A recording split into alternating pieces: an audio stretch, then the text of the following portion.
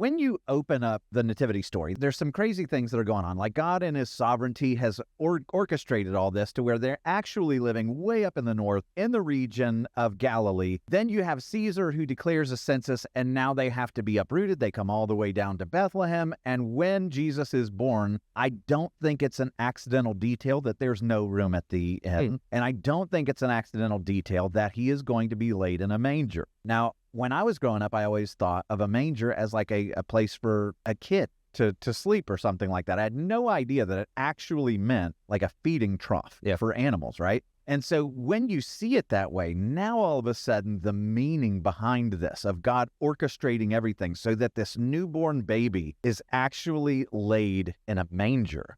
It would be the equivalent of saying like he's laid on a feasting table or something like that, like a platter of some sort. And so I think what this is getting at, it's an answer to a prophecy that you find in the Old Testament. And so the prophet Amos, he's one of the earlier prophets that we see in all of Scripture. He gives this prophecy and he says, "Behold, the days are coming, declares the Lord, when I will send a famine on the land. Not a famine of bread, nor a thirst for water, but of hearing the words of the Lord." And so, like, if you can think of a famine, I mean, you see all the physical things, like we need food to live, we need water, but God is saying, no, I'm going to send a famine, and it's going to be a famine of the Word of God.